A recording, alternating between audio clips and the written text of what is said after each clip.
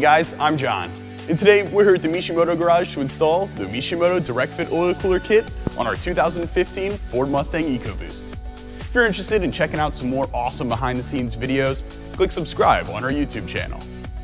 Tools needed for install include 5.5mm socket, 7mm socket, 8mm socket, 10mm socket, 6-inch long quarter drive extension, quarter drive ratchet, 13mm socket, 3-inch long 3/8 extension, 3/8 ratchet, 5-inch long 1/2-inch extension, 27mm socket, 1/2-inch ratchet, flathead screwdriver, 3/16 Allen key, aluminum 10AN wrench, oil filter wrench, and a torque wrench.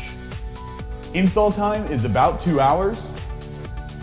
Install difficulty is a 3 out of 5. Raise the car by using a lift or jack stands. Remove the 14 7mm bolts, 6 pop clips, and 2 5.5mm bolts, holding the under tray in place. Remove the 8 pop clips holding the plastic air diversion cover in place. Remove the bumper hardware, 4 pop clips, 2 located on each side, and 6 8mm screws, but do not fully remove the front bumper yet. Unclip the bumper from the vehicle. Once the bumper is loose, unclip the 6 wire harnesses to the turn signals, headlights, and fog lights. The front bumper cover may now be fully removed. You may need an assistant. Remove the 2 pop clips and 4 8mm bolts holding the air dam in place. Separate the clip to free the air shutter arm. You can use your fingers to pinch the clip. Disconnect the wire harness for the air shutter motor. Remove the 2 tree clips for the ambient temperature sensor. You can set the sensor off to the side. Remove the oil filter. You might want to use an oil wrench to help remove the filter. This is the thermostatic sandwich plate. If you've purchased the non-thermostatic kit, you're going to go ahead and follow the same installation procedures. Don't forget to lubricate the O-ring on the sandwich plate before installing it on the vehicle. Attach the sandwich plate using the supplied 3/4 16 stainless steel adapter. Do not fully tighten yet. The sandwich plate should still be free to swing back and forth for adjustment. Attach the 2-10AN straight fittings to the sandwich plate and torque to about 15 to 20 foot-pounds. Attach the pre-assembled braided -10AN stainless steel lines. The 120-degree fittings will connect to the sandwich plate. Hold onto the oil lines and tighten the fittings to ensure there is still proper oil filter clearance after the fittings are tight. You can then tighten the 27mm stainless steel center bolt on the sandwich plate using a torque wrench. Be sure to torque it to 35 foot-pounds of torque. Before reinstalling the oil filter, make sure to lubricate the O-ring.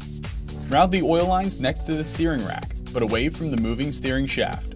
The oil lines will be routed around the intercooler next to the cold side charge coupler. Route the shorter line with the 45-degree fitting first. This will be the first to attach to the oil cooler. Remove the 4 13mm bolts for the front support bars. Also, remove the 1 13mm upper nut on the passenger side support bar.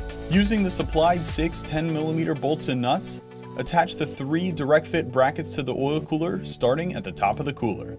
Attach the oil cooler and brackets to the car. Keep in mind that since the oil cooler is mounted upside down, we are not displaying the logo on the oil cooler. You're going to reuse the 4 13mm bolts and 1 13mm nut you previously took off the car.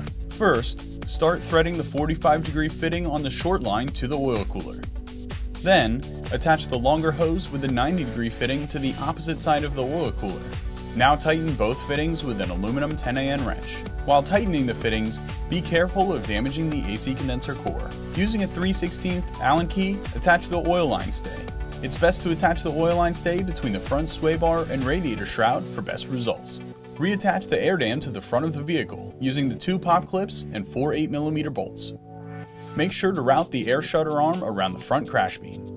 The air shutter arm will reattach to the clip on the front air dam. Note: for optimum oil cooler performance, Mishimoto recommends leaving the air shutter motor disconnected. Reattach the ambient temperature sensor. Place the front bumper in front of the vehicle.